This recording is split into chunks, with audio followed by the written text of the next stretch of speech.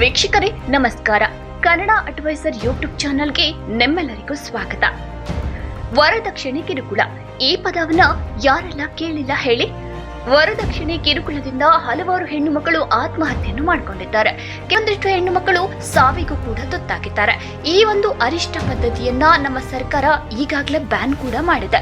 ಈ ಅನಿಷ್ಟ ಪದ್ಧತಿಯನ್ನ ನಮ್ಮ ಸಮಾಜದಿಂದ ತೊಲಗಿಸಬೇಕು ಅನ್ನೋ ಕಾರಣದಿಂದ ನಮ್ಮ ಸರ್ಕಾರ 1961ರಿಂದಲೇ ಹಲವಾರು ರೀತಿಯ ಕ್ರಮಗಳನ್ನು ಕೈಗೊಂಡಿತ್ತು. ಇದಕ್ಕೆ ಕಾನೂನುಬದ್ಧವಾಗಿ ಎಲ್ಲಾ ರೀತಿಯ ಸಹಕಾರಗಳನ್ನು ಕೊಟ್ಟಿತ್ತು. ಹಾಗೆ 1986ರಲ್ಲಿ ಒಂದು ಅಧಿಸೂಚನೆಯನ್ನ ತಂದಿತ್ತು. ಆ ಕಾನೂನಿನ ಪ್ರಕಾರ ವರದಕ್ಷಿಣೆ ಕೊಡುವುದು, ಕೇಳುವುದು, ತೆಗೆದುಕೊಳ್ಳುವುದು ಹಾಗೆ ವರದಕ್ಷಿಣೆ ಕೊಡುವಂತೆ ಜಾಹೀರಾತು ಕೊಡುವುದು ಕೂಡ ಅಪರಾಧ. ಹಾಗೆ ವರದಕ್ಷಿಣೆ ನೀಡುವ ಮತ್ತು ತೆಗೆದುಕೊಳ್ಳುವ ಅಪರಾಧಕ್ಕೆ ಶಿಕ್ಷೆ ಕನಿಷ್ಠ 5 ವರ್ಷಗಳ ಕಾರಾವಾಸ ಮತ್ತು 15,000 ರೂಗಳ ಜುಲ್ಮಾನೆ ಕೂಡ ಇದೆ. ಈ ಪಿಡುಗು ತೊಲಗಲೇಬೇಕು ಅಂತ ಜನಜಾಗೃತಿಯನ್ನು ಕೂಡ ಸರ್ಕಾರ ಮಾಡಿತ್ತು. ಆದ್ರೆ ಇನ್ನು ಕೂಡ ಈ ವರದಕ್ಷಿಣೆ ಅನ್ನೋ ಪಿಡುಗು ನಮ್ಮ ದೇಶವನ್ನ ಬಿಟ್ಟು ಹೋಗಿಲ್ಲ. ಅದಕ್ಕೆ ಉದಾಹರಣೆಯಾಗಿ ನಿಂತಿದೆ ಉತ್ತರ ಪ್ರದೇಶದ ಈ ಪ್ರಕರಣ. ಅದೇನು ಅಂತ ಹೇಳ್ತೀವಿ, ನೀವೇ ನೋಡಿ.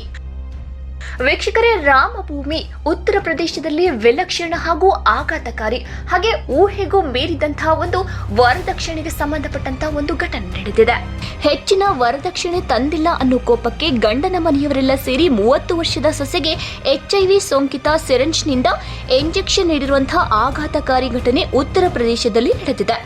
ಈ ಕುರಿತಂತೆ ಸಂತ್ರಸ್ತೆಯ ಪೋಷಕರು ನೀಡಿದ ದೂರಿನ ಮೇರೆಗೆ ಆರೋಪಿಗಳ ವಿರುದ್ಧ ಪ್ರಕರಣವನ್ನ ದಾಖಲಿಸಿಕೊಳ್ಳಲಾಗಿದೆ.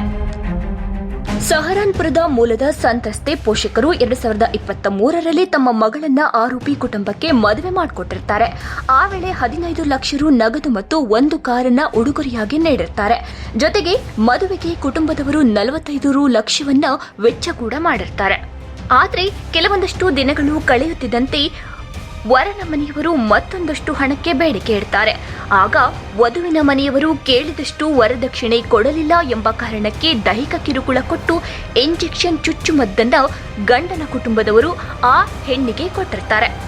ಕೆಲವು ದಿನಗಳ ಬಳಿಕ ಆ ಮಹಿಳೆಯ ಆರೋಗ್ಯದಲ್ಲಿ ವಿಪರೀತವಾದ ವ್ಯತ್ಯಾಸಗಳು ಕಾಣತೊಡಗುತ್ತೆ.